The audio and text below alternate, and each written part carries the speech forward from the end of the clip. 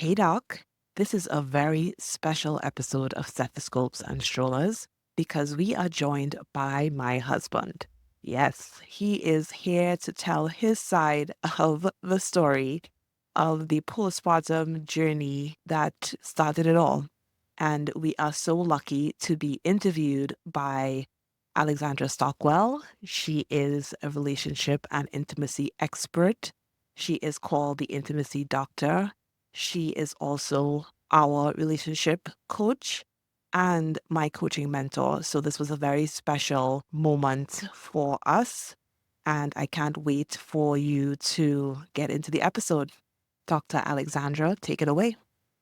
I'm really honored to be able to interview both of you. I think so often, Dr. Latoya, you share incredible wisdom and you represent your husband, your marriage, your family. And it's a totally incredible and valuable opportunity to be able to really hear what your experience is a day. Your experience is the context, the background, and the contribution to everything that Latoya shares. So I just, on behalf of Latoya for her podcast, want to welcome you to the show and thank you for being here. Thank you. Thank you. I appreciate that. Pretty eager to get started.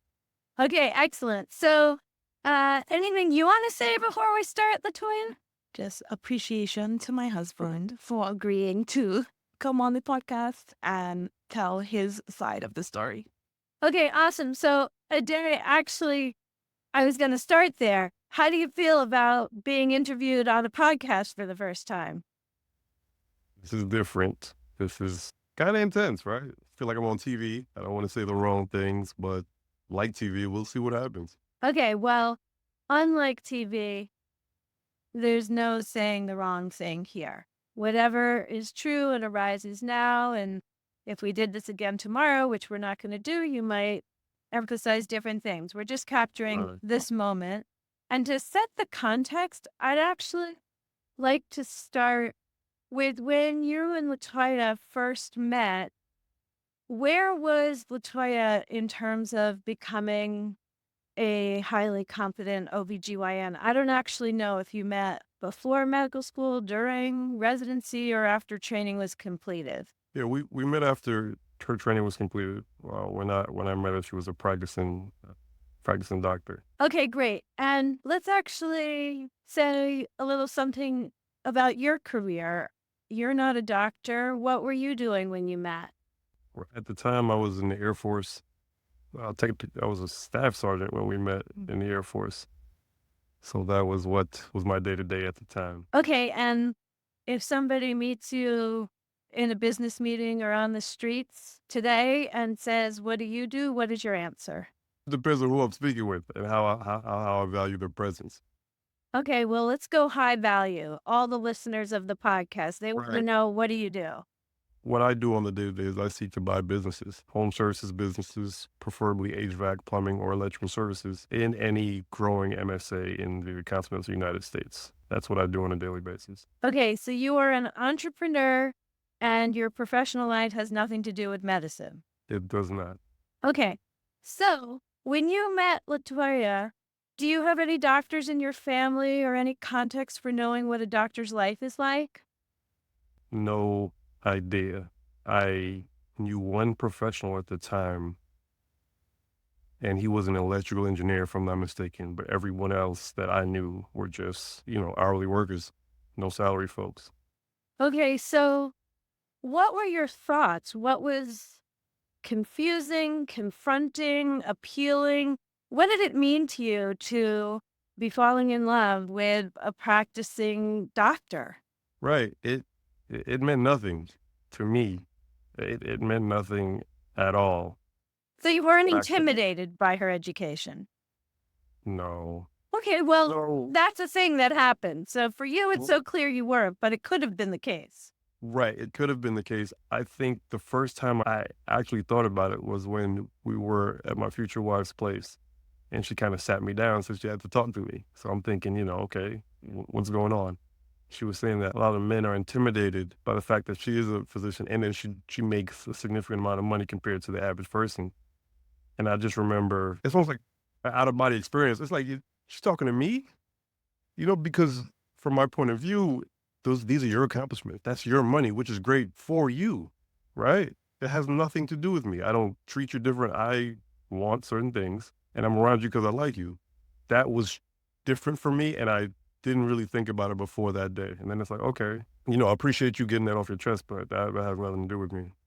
Okay, well, we're not going to go in this direction anymore in this interview, but I think you should teach a course for non-physician husbands and partners. Mm. High earning, confident, driven, ambitious women doctors, because what you just shared is more profound than you're in a position to appreciate.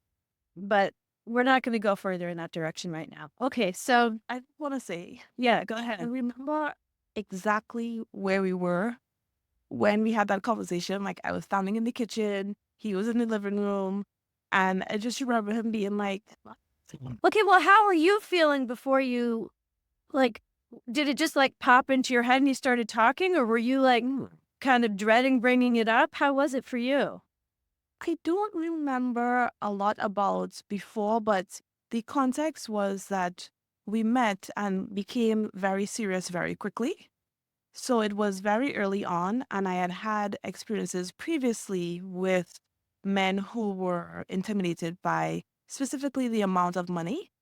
And that's where I was coming from when I brought that up. So I just remember being like, I just need to get this out of the way because things are heating up real quick. So I need to know, is this a problem or not? And it was not. So And clearly, when Ade gave the response he's just described, you believed him, because there are a lot of men who wouldn't feel that way, and then there are men who would say that, but it wouldn't be the authentic truth. But you clearly believed him and have found that to be true ever since. yes, almost causing problems. What does that mean? You want him to be intimidated by you? Well, no. You heard it, right? Thank you. No, very specifically, as we continued dating, and as I said, we got very serious very quickly. I like to travel. You know this, everybody knows this. And I wanted him to come on a trip with me and my friends, or even just to do other things, because this persisted for many years in our relationship. And I wanted to sponsor, and he refused. Like, he absolutely refused. Okay, wait. When you say this persisted, you mean the significant difference in your income? No, the way that he responded about that's yours, and I have my own goals, like that persisted, but not in a way as I must contribute this amount because I'm a man. It was more, I have my head facing forward. These are my goals, and these are my ideas about money and my values, and the things that you're doing don't necessarily align. So you go ahead and do your thing, but I'm going to stay true to what I believe and how I believe, money should be managed and my situation and all that. So I would have preferred that he would allow us to enjoy more time together in that early time where I would just like sponsor it and it to be as fabulous and amazing as I would have liked. But he was very firm, and I actually really respected that. And even though I was a little bit annoyed at it. Okay, I want to, the two of you know exactly what you're talking about, and I think I do, but I want to make it really explicit so anyone listening really can get the picture. So you, Latoya, brought up this question of being intimidated by your accomplishments and ongoing earning. A day I was like, no, why? I'm responsible for myself. I have my goals and I am on my path. You are on yours, and I respect that. And so that was straightforward, but there was a way in which you were each on your own path with respect to work, earning, and vacationing, and you would have liked a little more convergence in the paths. Am I meaning that he would join you on your path, you would pay, but he would join you in how you vacation while continuing to work the way he worked? Is that the idea? Yes. Okay. I'll be back with you. But so let's actually, there's a lot we're going to fill in between, but let's talk about that right now. What happens now when you want to take a trip, Latoya? I mean, now you're married, then you weren't, but Nice. how does it, because you're still on your own paths, you're still each very motivated toward individual goals, and then obviously you have common goals. But what happens now when you want to take a trip and spend money based on your income and capacity to budget the way you do? Now it's a completely different scenario because we are a team now. We weren't Right. then. We weren't married. We weren't in this place that we are currently in our relationship. So it's like a completely different relationship altogether in that respect.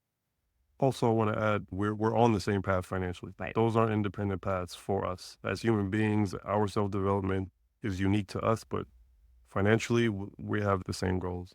Okay, well, I want to make a little request that somewhere down the line, the two of you, or I could interview you, do another podcast episode on that transition from being on really different financial paths to being on the same Right. one, because we all know that a wedding ceremony, whether it's in a courthouse or a gorgeous location on the beach, does not have the alchemical effect to take different financial values and goals and suddenly blend them harmoniously in the way that the two of you have achieved. So I just think what that process looks like is a really interesting topic that we won't pursue now, but maybe in the future. Okay, so I asked really about what it was like for you with Latoya being a doctor early on in dating.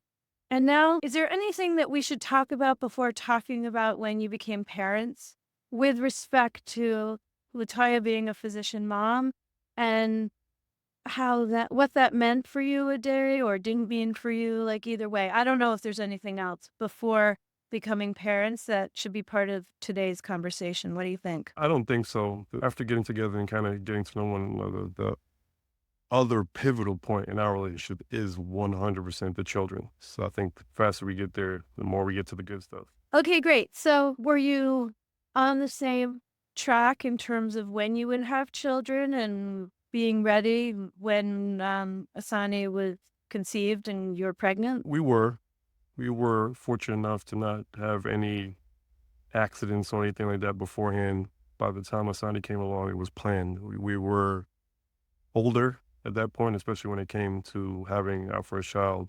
So it's like when would the timing be right? And we found a sweet spot that worked for us, and then we went ahead and did it. Okay, amazing. So as you're anticipating the arrival of your son, what thoughts did you have? I mean, you didn't know they were assumptions then, but you came to Right. know they were assumptions once the reality hit. Take us to your mindset. As I know you, I assume lots of joy, but what else was there as you anticipated the birth? There wasn't much anticipation. The reason I feel like there wasn't in that regard, I kind of took it for granted that we're getting an entirely new human being. I thought this was going to happen. We planned it out. He's going to be healthy. I think that was my main concern. But other than that, I was actually caught up in when I left the military, I ended up getting another degree in computer science. So the semester before he was born, I loaded up on classes. So I think part of that was just I was maybe a little too busy to to think about it too much. But yeah, I probably should have definitely thought about that some more. Oh, there's no should. We just want to know what happened. Well, all right. So you know there was a whole new human being coming, Right. but did you know that Latoya would be becoming a whole new human being also? Absolutely not. Absolutely not. I chose my wife for a litany of reasons, one of which is I didn't get with her what I would hear from my friends and what I've experienced before with, unfortunately, women that weren't as consistent as perhaps they could have been to help their partner. So when I found my wife, I'm like, okay, I don't see this, I don't see that, I don't see this. We're good. Smooth sailing ahead. Let's go. So I didn't think the changes were going to occur. I didn't think they'd be that drastic. And I didn't think that she wouldn't be able to handle it because I think I worded that incorrectly.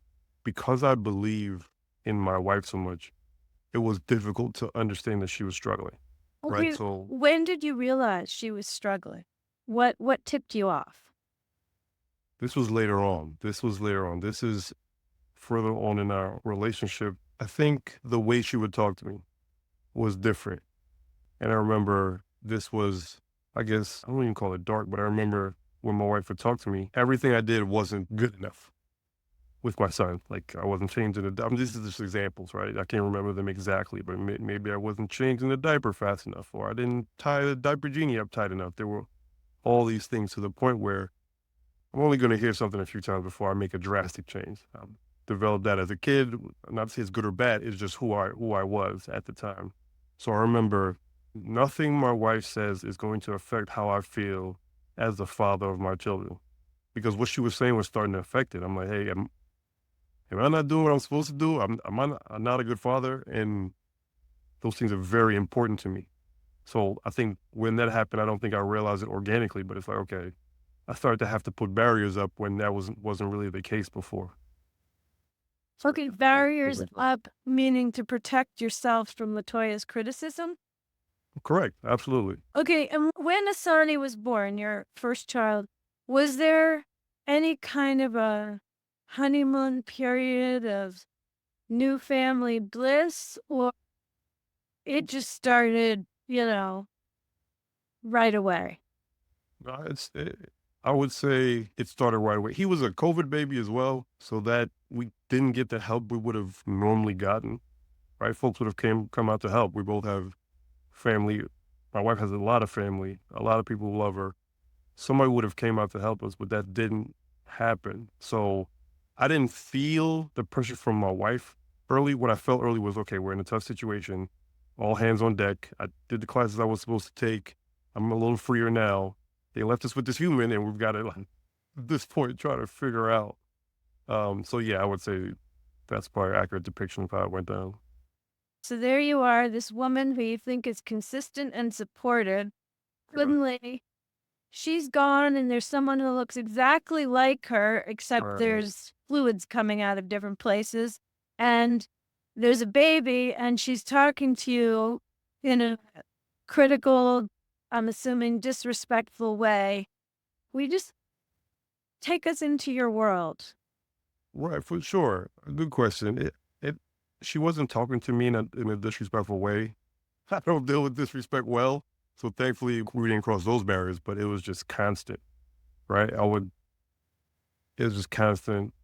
Constant This isn't good enough. criticism. This isn't good enough. It's like, and that kind of was the focus for a while. A while meaning months? Weeks? It seemed like months, but it could have been weeks. I think I made that change pretty early on. Do you remember What change? when I said, "Hey, what I'm not gonna really respond well to what you're saying." Yeah, that it became a serious point of contention. Your That critical when? no, the his response to me being critical. Oh, So his response was, "Your opinion of me as a father does not matter." And that was like a knife to the heart. And it never actually got resolved, not even until after Io was born. And I had gone through my whole thing and we were in our stage of healing. That's when that came up again and actually got spoken about because he didn't know at that time that I was also struggling with Asani. And that's why, like, he didn't appreciate the fact that I was alone. It was my first baby. And, alone, yes, he was there, but I didn't have my mom. I didn't have the type of support that I thought I would need to, like, guide me and that I was struggling. So he's getting this criticism and doesn't know why.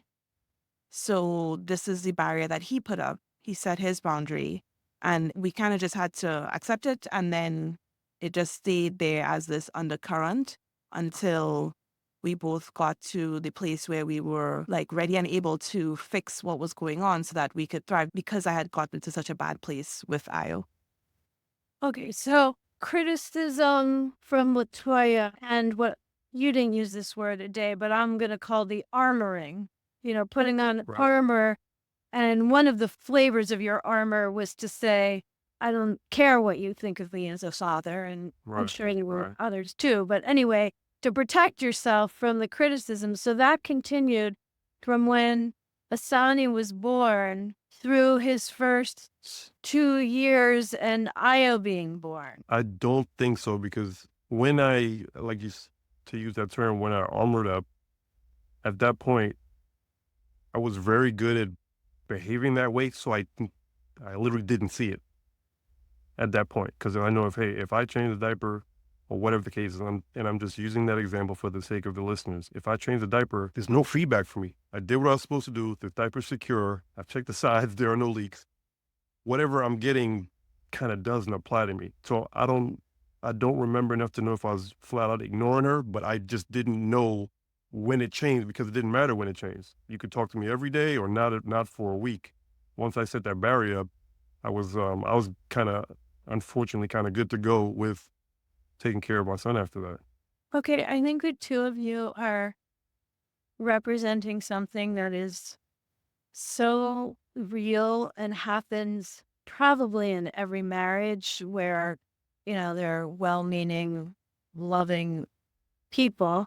I certainly have stories from my own marriage that have this too, where you're in this marriage together and you're having really different experiences and you have no idea that the other person is having such a different experience. So just to highlight, Latoya, when I said, so this began with Asani's arrival and continued on through to Io being born 2.5 years later, and you are nodding your head like, yes, this was the dynamic we were in for 2.5 years. And a day you're saying, no, not really, because you armored up, you cleared your mind and also dissociated from what was going on.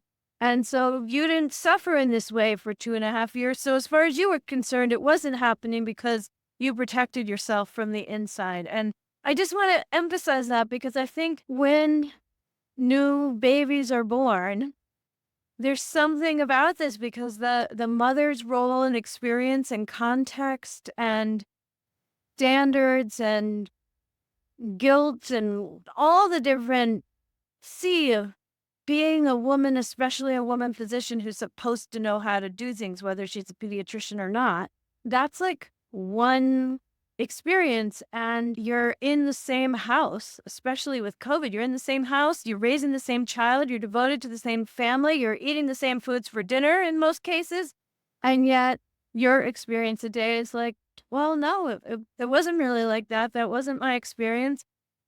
I had the capacity as a self-respecting, confident man to shift my attention and focus on the things that work for me and just ignore the rest. And I think you have an amazing capacity to do that. Not all men do, but either way, where our attention is and what our inner dialogue is, it's very rare that, I mean, I can't actually imagine it being the case that a husband and wife with a new baby and then the second new baby, that the inner worlds are so synced up that there isn't some version of this phenomenon. So I just wanted to emphasize it, normalize it, and obviously say it doesn't has to stay that way, even if it is that way for kind of a while. Right. Right. Okay, so And I just want to say one yeah, thing. go ahead. I remember where we were again because it was like a pivotal moment after IO when we talked about this. That's why I was so sure that it went on for the amount of time that it did because the theme came up again as we were working through that postpartum experience and we were sitting downstairs on the couch. And that's when I explained about what it meant to me to not have my family here with Asani and all of that. So it was a very prominent memory in my mind when we talked about the postpartum experience with Asani. And that's when all of that context came up because even in my mind, postpartum with Asani was hard because it was COVID. I just assumed that was the reason, but it was hard because it was postpartum. And it just so happened that we were also unsupported and everything. So I don't even think I realized, how much it affected me and everything. So yeah, I just wanted to bring that to the forefront as well. Yeah, thank you. Ade, any thoughts you have on this?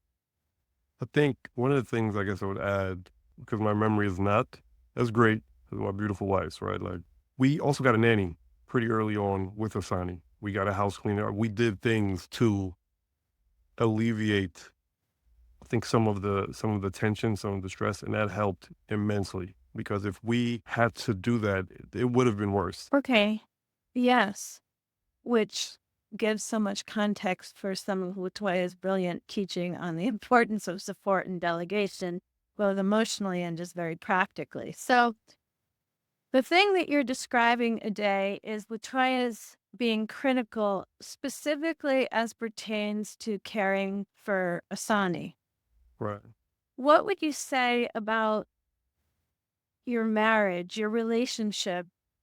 Was there anything to share that wasn't specifically related to your son during this phase?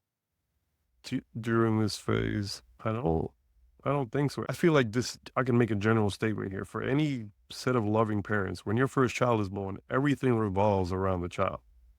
Yes, you're a person, and we'll get to that later. But right now, um, yeah, I feel like I can confidently say at least for most people, I think that's the case. And then for our interactions, it was definitely centered around my son and what's going on with him. Okay, well, I definitely think that's true. And actually, the two of you have done this incredible job emerging from that phase. There are couples where that's still the case when they have teenagers, but that's sort of Mm. off topic right now. So, what I want to ask you, Ade, is what can you say about what that's like to be a man in a mature, strong, loving marriage with an incredible woman, and now it's all about the baby? Is there anything you would say about that? Yes, it's such a big change. There was definitely some jealousy, right? It used to be all about me, and now we have a new tiny person here. I think the biggest thing in hindsight was not realizing that even though you're married to a strong, independent, confident woman, you need to be there to support them because even though they've had success before, immense success, they haven't had success at this. And that confidence, while it may translate, the confidence and skills don't translate. So there are things they're not going to be good at. And at a time where their body is different, their ability to be competent is different, their pain tolerance is different, their emotions are different. That's really the time to really lock in and focus on what your woman or your wife needs to not necessarily get back, because I don't ever think you get back, but to really focus in on what the new path is and how you can kind of best assist them as they use their own innate ability to really kind of get themselves going.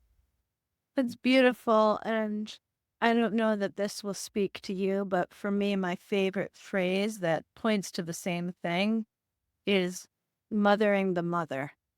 I just love that phrase so much. Not that you will be Right, mothering, but yes, supporting the right, mother. right. Yeah. All right. So anything to say to kind of convey your experience at the time up until Latoya sits down with you and says she's going on vacation by herself. This is for anyone who's not already a loyal fan of stethoscopes and strollers. This is described in detail by Latoya in I think the first and second episodes, which I listened to yesterday to refresh myself. So all the details are there. That's why I can Right. refer to it this way. But anything to say on the journey that was an important part of your experience, or anything that was missing, anything that was present, any conversation you had with someone besides your wife, anything that kind of would be comprehensive in bringing us to the point where Io is born and Latoya is ready to go on vacation by herself. Right. No, the lead up, I knew we weren't great I just think I didn't know how bad it was, right? So I don't think there were any indicators. I knew we weren't aligned, but it wasn't bad enough for me to focus on. And were you thinking this'll just be better when Iowa's bigger? Like, it doesn't sound like you were worried. Right. And this is gonna sound, I don't think I was worried because I think I'm realizing that I don't think I paid everything revolved around the kids so much. I don't think I paid enough attention to our relationship. Or your own experience, it sounds like. You Yeah, just or my own got through experience. your own experience with your attention on the kids. Right. I was just, I was there. I know we weren't right. I didn't have a plan to say, okay, when she gets, there was no forethought. It was just brute strength, just kind of muscling through. So yeah, there was no planning at all on my part until I got word of the trip, and then I knew, different or not, I kind of know who my wife is at our core, and I know myself, and I know some things between us are going to be irreparable. I knew 100% there was going to be irreparable. Okay, so Yeah. let's actually turn to you, Latoya. You're suffering, stressed out, lonely, change the words if you want to say more. What were you thinking about a day's experience? Did you know that he just really wasn't actually paying that much attention to his experience or your relationship? He was just focused on the actions that needed to be taken to care for your two lovely children. My experience of his experience was that he was focused on his experience, not our experience and not mine. So that is what I struggled the most with, is that I felt that I had all these things going on and there was not enough attention on me, and he didn't have the limitations that I had. He didn't have to figure out breastfeeding. He didn't have the pain of breastfeeding. He didn't have the coccyx pain that I was having. Yes, we were both tired and all of that, but it was a very distinctly different experience that I was having. And he seemed to be okay. And I knew I was not. And did you Yeah. ask him for help? And he just, Yes. and do you remember being asked a day? Like, was it clear enough that, I mean, there's a memory at play here, but it's also very plausible. I think it's often that a woman asks and doesn't realize a husband hasn't perceived it because it has been too inferential rather than explicit and direct and clear.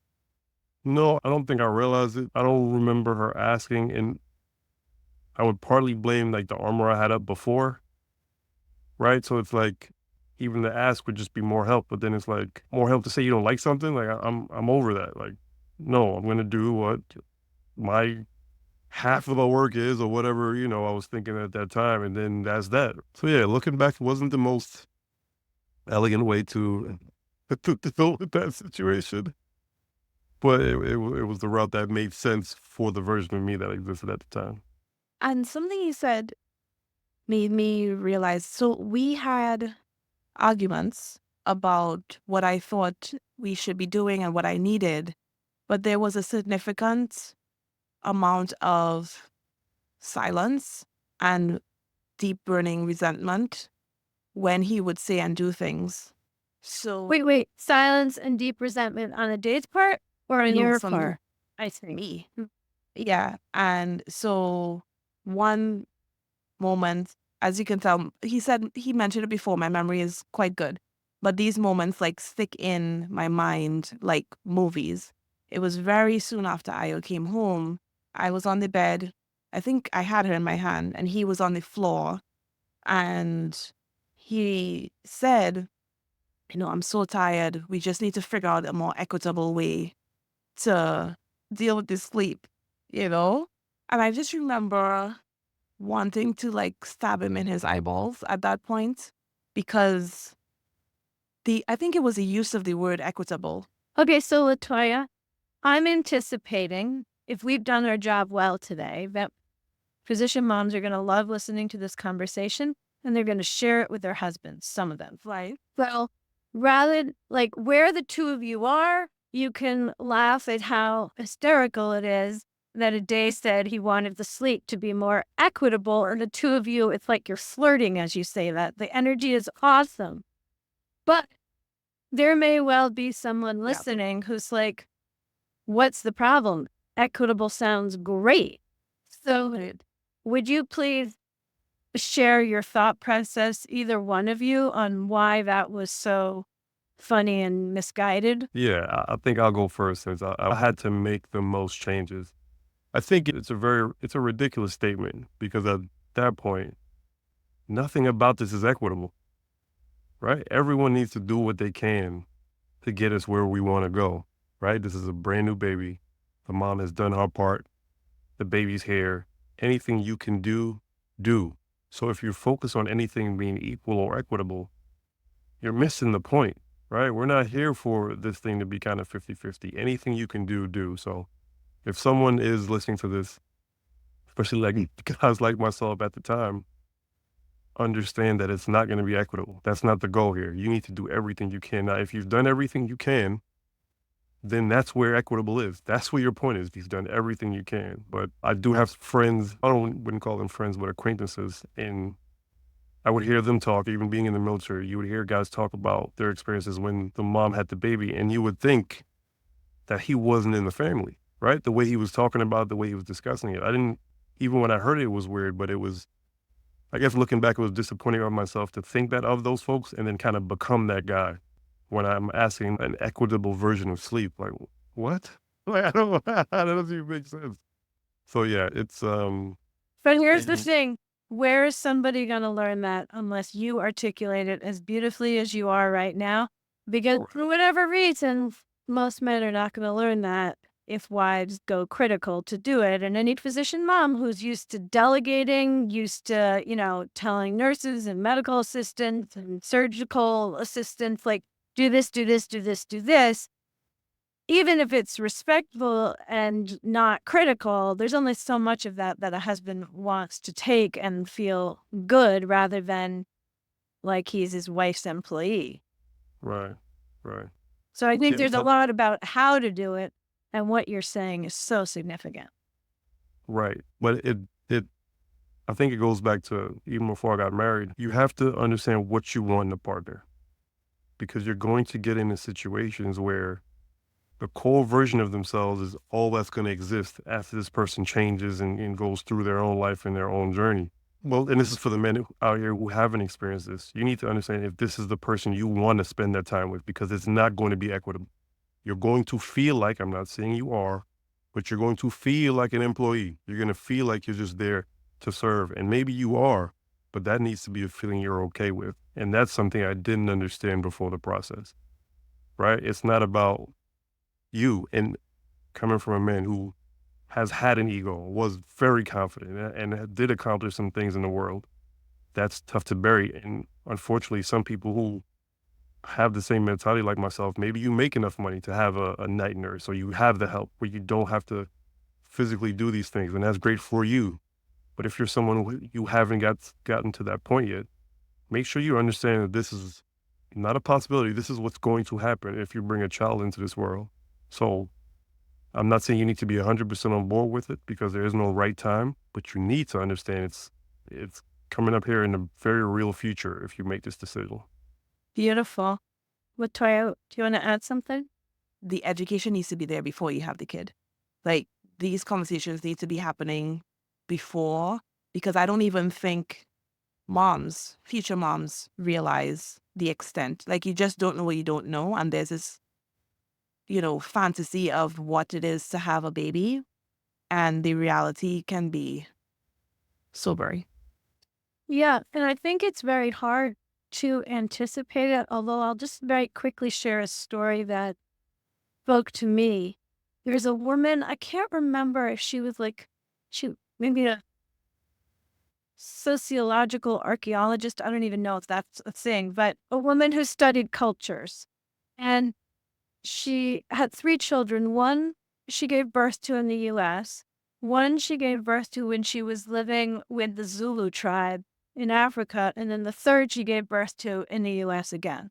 And when she gave birth the first time, it was just the typical American scenario, I don't know, maybe some people brought some food, somebody stopped by and held the baby, whatever, like the typical kind of thing that you experienced, I experienced, most people experience. And then with the second baby, it happened like she was integrated with the Zulu tribe. And so when she gave birth, she was treated the way a Zulu woman would be treated. And she basically didn't do anything except for nurse and go to the bathroom and rest in her bed and eat the soup that they brought her for 40 days. And she had no responsibilities other than to rest, rejuvenate, and enjoy her baby and nurse. And everything else was just handled. People came into the tent with food whenever the older child was cared for. And she described this incredible bond that she had with this baby, and also that she got her pre-pregnancy energy level back fairly quickly by the end of those 40 days. So she had this experience, which was so beautiful and enlightening.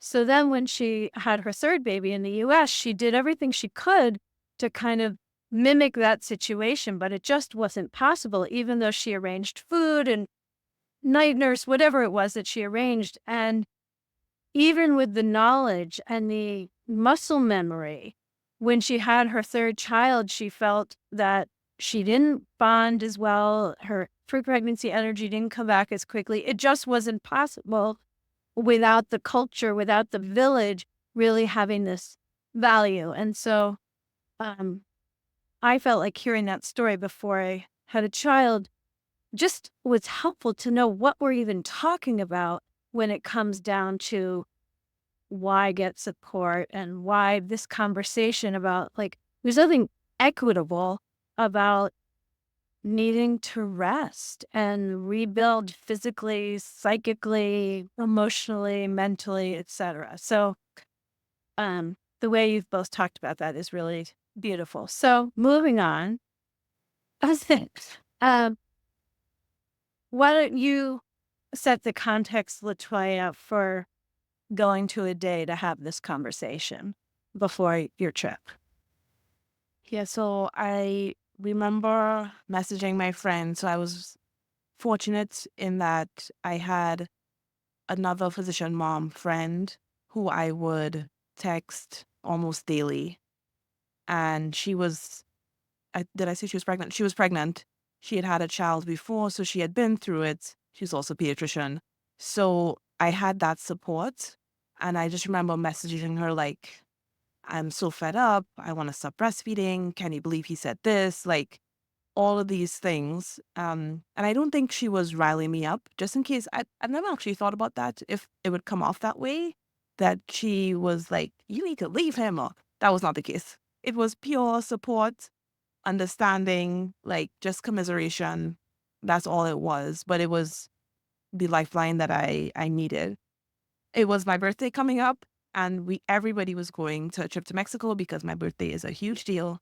And I was like, yes, we're going to take this trip. It's going to be somewhere close with one flight. So we chose Cabo because we live in California. And so I was telling her, I just want to be alone. I don't want him there. And then I said, well, no, I'll miss my babies. So I want to take them with me, but then I won't get a break, which is what I really need. So I started thinking about who could I ask to come. So I actually, which didn't even make it on the podcast, I don't even know if you know this, it just came to my mind.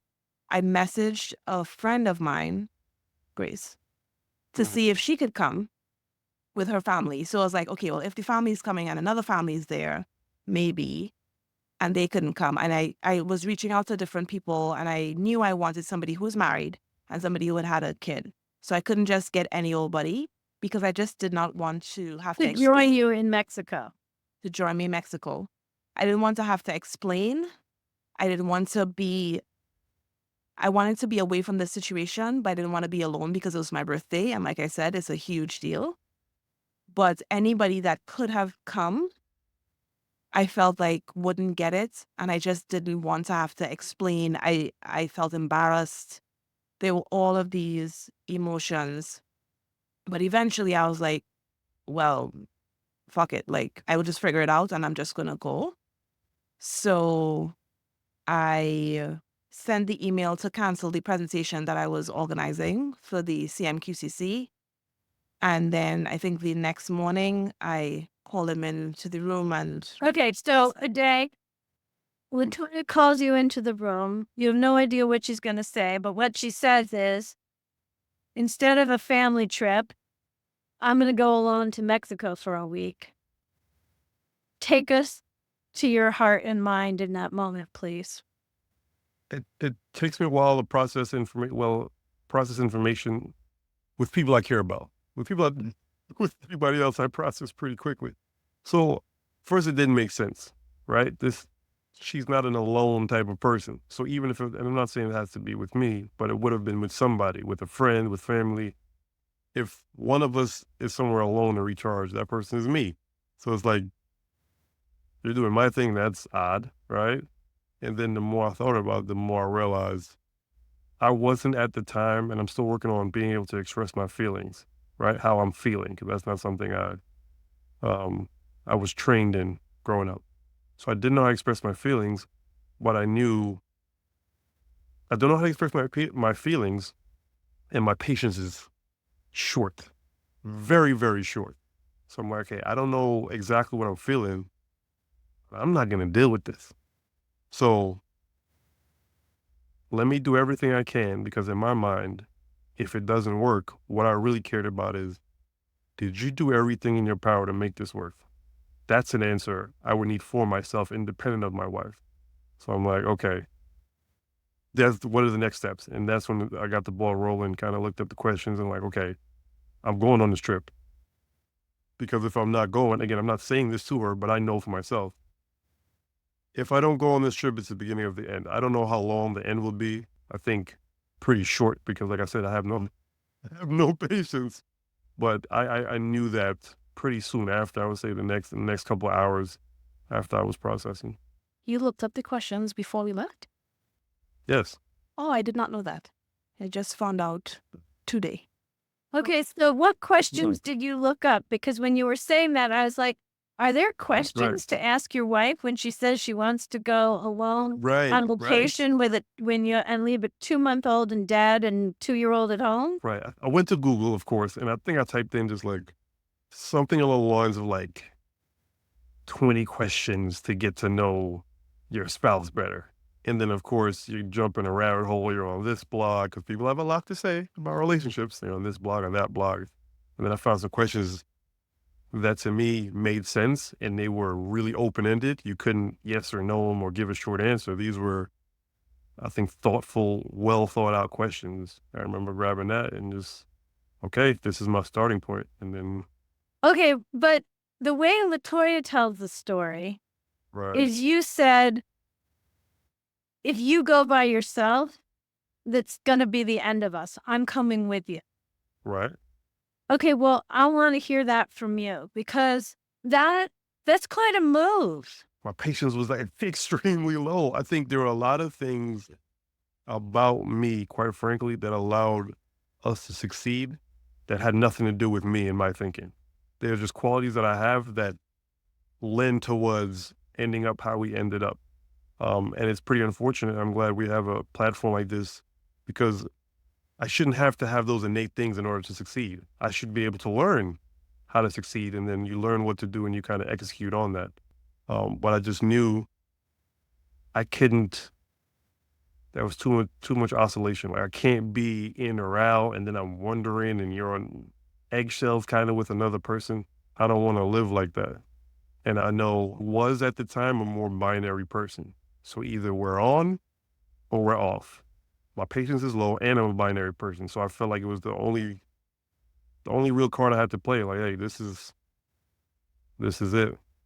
Well, the thing that I find really extraordinary is that you had paid enough attention to really know your wife, to know it didn't make sense that she was going by herself. Like that was not Latoya as you know her. Right.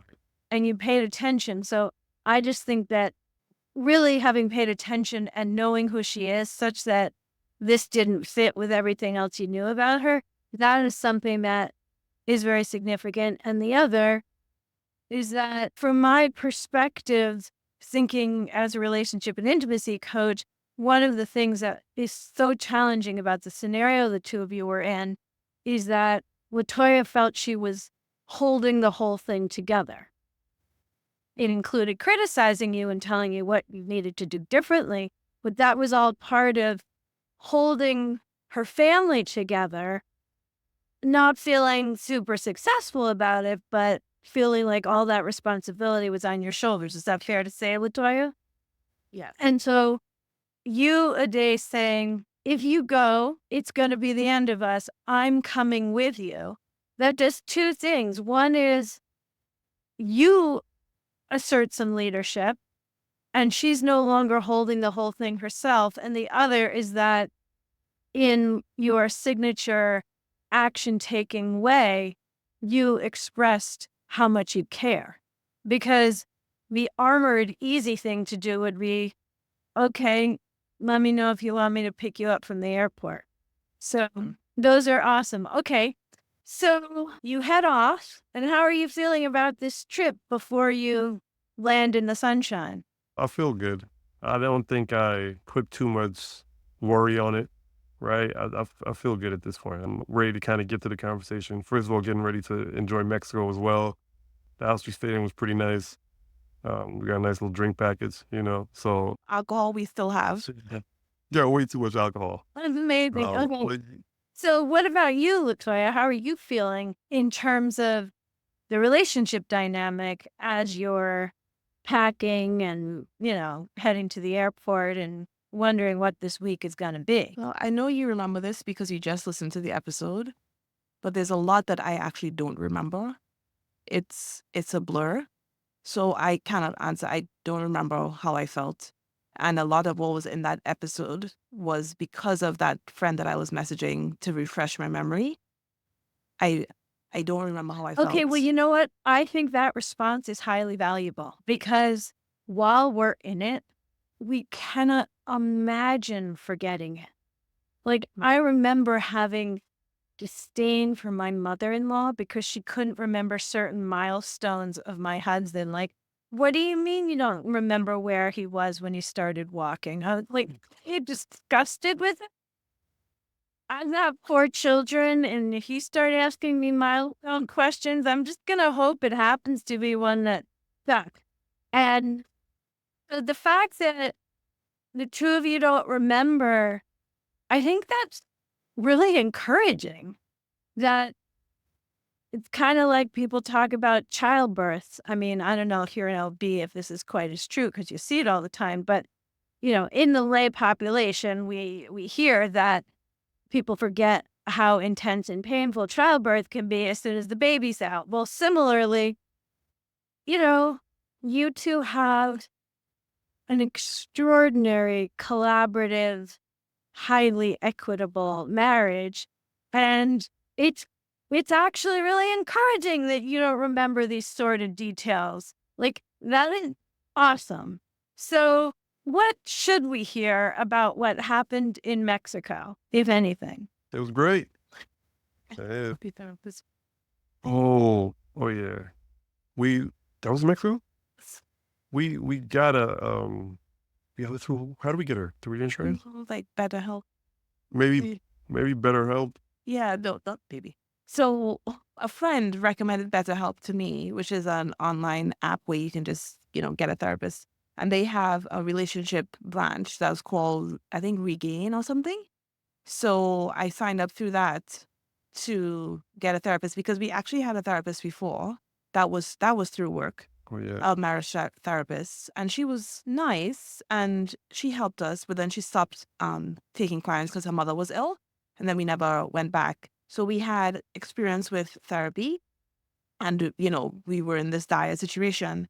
So he agreed, and we found somebody and had a session, and the session was terrible. She spent, say it was 40 minutes, she spent 39 minutes talking about herself, That was crazy.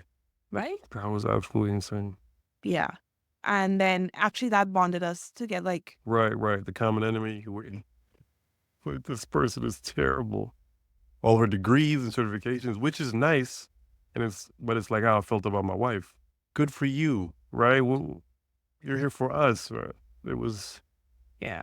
So I think after that is when we did the questions, which is why I'm surprised to hear that you had them before, because it came after the therapist appointment. Okay, that's awesome. If each of you were to say something to your younger self, meaning 15 months ago younger or before, right.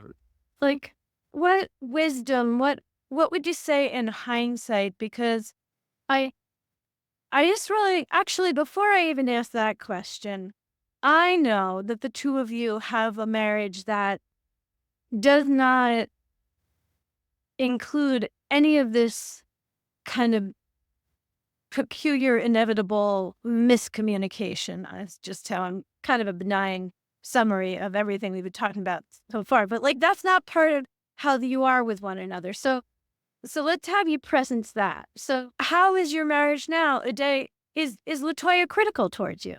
She is, but I'm just different now, right? The armor really isn't there. If it's good criticism, I go with it. If it's not good, then we talk about that as well, and vice versa. I think what I would tell my younger self is I would always hold back a lot because my delivery at the time was terrible. Professionally, I was an A+ communicator. Personally, I think maybe a D minus, but at the time, I'm relating to how I communicate professionally to my personal life. But it was just like I would hold back because if I told her how I really feel, we would have issues, and then my delivery would be emotionally charged. So then that's not good. So what I would tell myself is relax, find a way to talk to your wife, but tell her. She's a very competent person, and also sometimes she doesn't handle what you say well, not because of what you're saying, it's how you're saying it. So just work on how you say it and then get it off your chest. It helps her understand where you are, and it helps you because now you're not so upset, you're not so angry, you're not wound so tight. But yeah, that would be 100% the 15 months ago, 30 days ago, yesterday, that's information I would give myself. Just like, hey, just communicate, kind of not relax, but get it off your chest. If you have a problem in your relationship, it's a problem for both of you. Awesome. What about you, Latoya? The younger self question. The younger self, but first, what do you want to say about the quality of your marriage now as distinct from the challenges we've been focusing on? We are very firmly a partnership now. Our communication skills have 10x, 100x, I don't know, a million. And that has been the change for everything. So we still have arguments, we still have disagreements, but we can deal with them so much better. And he talked about holding things back. And I was doing that as well, holding things back and being silently indignant and letting the resentment grow. That puts you in like a martyr situation that sometimes, it feels good. Like I remember telling my friend, I'm the only one who can fill in the blank. And it's like, well, no, that's not actually true. You're the only one that can do it exactly like you want it, but you are not the only one that can do it. So I'm going right into what I would tell my younger self is two things. Relax. You are not the only one that can do it. Done is better than perfect. And if it is his done, at least it's done. And that's all that's important.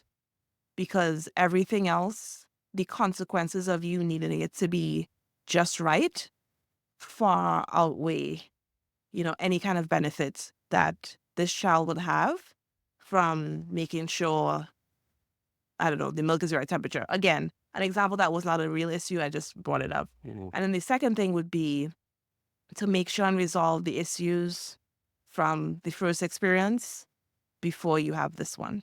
Because that was a big thing for me, is that I don't think I realized how significant that unresolved issue was until, it actually came and resolved. And again, it was that I did not tell him. I gave him brand new information about how I was feeling when I had a Sani and things like that. So that's what I would. Yeah, I think that's so good. At your first, I'm thinking of something I said earlier, which is that if you don't talk through what worked and what didn't work with the first child before having the second, do not make the mistake of thinking your partner already knows it if you haven't actually said it. It just, you have different experiences becoming parents. Yeah, that's so well said. Well, this actually inspires. Were you going to say something today? I was just you talked about this story with the Zulu people earlier. Yeah. And I, especially going through this experience, the way we did and having family, and I think that would be the best way to have children. The more people that love you, that are around, that can help you, is the better way to do it. Her saying that she was able to relax and just feed and bond with her baby for 30 to 40 days is amazing. That would have, a lot of what happened between us would be a non issue, right? So I'm not saying there's some version of utopia, but I think there may be, right? If you have, and of course, everyone's not in this position, especially not in this country. But if you have people that do love you, fly them in, go to them, try to have your kid. And this, I'm speaking to the men, I guess, and the women, the couple. Try to get people to help you before you need the hands on deck, because that's just something when you're talking about equitable, that becomes a better statement than when they're, so it's two people, now it's three, four, five. Now you can use equitable because everyone just has to do like a half hour worth of work. So that story really kind of stuck with me, and it's something I felt too. And we've had discussions like this, and this isn't the format for it, but the way we're bringing children into this world currently, it doesn't feel what normal should feel like. It's a little too high stress for not much, for no real reason. But I just wanted to say that out loud. And I want to say something else. So we have a friend who said this to me in the context of having an au pair. This was way before I ever considered having one. And he was telling me why they have one. And he said, when there are only two people, meaning the parents, somebody is always on. And that stuck with me. It hit me so significantly because it's true. I hear so many moms or future moms saying, well, my husband will be there and we'll switch off. We take shifts, and even expanding on that, I'll be off on maternity leave and then I go back to work and then he'll be off. And then, so we don't need help until after. If it's just the two of you, somebody is always on. Either the person is taking care of the baby and being resentful for the other person for getting sleep, or you're the other person resting and you feel terrible that the other person is now up. Well, hopefully you feel terrible. It's just Typically. like, it's just an unnecessarily difficult situation to your point. Mhm. It just is so much easier and it's so much more normal to have more people around. And if it's your loving family, that just sounds like the ideal situation. Yeah, I love what both of you are saying. And I just want to add that for a mom, it's easy to think that the dad can do the things, pick up the slack, take care of things. And even if a father is able bodied and able to do that, I think we all know that a woman is going through a lot if she's given birth, or even if she's not given birth, surrogate or adoption or whatever, that there's just so much in the transition of becoming a mother. And I think there is so much in the identity that evolves when a man really takes seriously becoming a father, so that even if he's able to, quote, be helpful, just that shift and what it means to see this small person that you're now responsible for, that is energizing and draining. It's not just being able to do the things because you're healthy and able to do it. I mean, there's a piece of that, but I think that when we talk about the husband's taking over so we can get some rest and just the things that you both said, that it minimizes what it's like for a man to become a father when it's something he takes really to heart. And just to bring that back to the experience with Asani, I don't think I had any appreciation for what it meant to him and what his experience was. So for with Ayo, I thought, nobody was focusing on my experience, but definitely with Asani, I gave zero thought to his and what it was like for him, what it was like for him to receive the criticism, what it was like to have that change of the focus, like none of that. And that's where the armor came from, right? My disregard of his experience. So I do think that is something that is significant and is so easy to say, well, no, this is not important because it pales in comparison to what I went through. But if you want to have a marriage that is strong and lasts, it has to be important and given attention to. Absolutely. And as we begin to wind up, I really want to honor, I've been married 28 years and I can talk about when I had young children with a lot of conviction and wisdom and expansive insight. But the two of you have an 18-month-old and a 4-year-old. This is all relatively current. And the fact that you both have such loving consideration of your own and one another's experiences and just the depth of the partnership and the alignment that is evident both in what you say and in what you don't say, but anyone can hear between the lines. Like, I think that is extraordinary and really inspiring. Like, I really want to emphasize that, yes, the two of you did not just like wake up and there's a rainbow in the sky and now it's all Right. sunshine. You two have worked your asses off individually and Right. together and really done profound personal growth to be where you are. However, I want to emphasize it did not take you that long. And so, for anybody listening, if you get started and you get the support, both in the health and the guidance in how to make these changes, like things can get better this afternoon. Right. That's I true. want to say something about that because I am really cautious about painting a picture that is unrealistic or is so removed from the quote unquote typical experience that people feel like they cannot connect with it and therefore cannot be inspired by it. So we had this amazing transformation. We had the trip that was, transformational for us. It continued to be difficult and we continued to have to work on it. And then it got significantly better. But then regular marriage continued to be as challenging as marriages can be when you have two strong people. So then we continued to commit to each other and our personal growth and growth in our relationship and have invested a significant amount of time and money to do that. So it's not as though the, we had the questions in Mexico and then boom, here we are.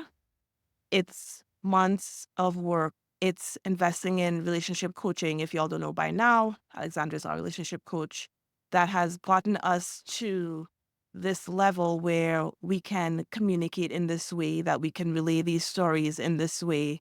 And it's a priority for us because this is a priority. We both put ourselves first in our lives and then our marriage and then our kids, and we're aligned on that.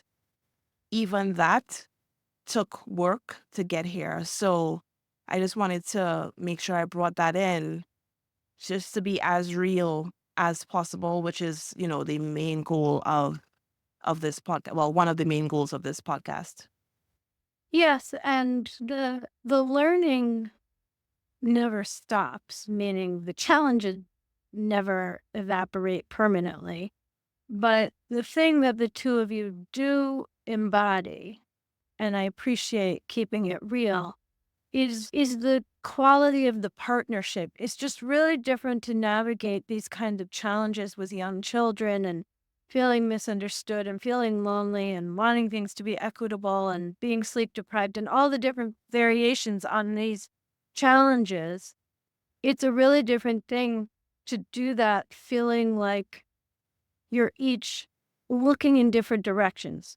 You obviously want what's good for the children, but you're like, you're in different countries in terms of how it feels inside versus the way you've both conveyed and articulated feeling like it's really a partnership. And I think, yes, you fight, you he does things wrong still, I'm sure, whatever. 100. But it's a totally different thing to do that in the context of a marriage which has kind of the solidity of feeling like it's a partnership. And that is the thing that can change. And then everything else feels different, even though the challenges, of course, do not evaporate. And they will continue to be the case as the children get older. There are new challenges awaiting you, but you'll navigate them. Oh, no. Actually, that's something so funny that my husband used to say. In fact, I think he said it to you a day once that the most challenging thing about raising children is as soon as he would feel really competent with one stage of their development, they would suddenly be in another Yeah. stage, and the tools and the That's ways of always being that he had are no longer a fit. So, yes, no one's painting a delusional Disney picture here.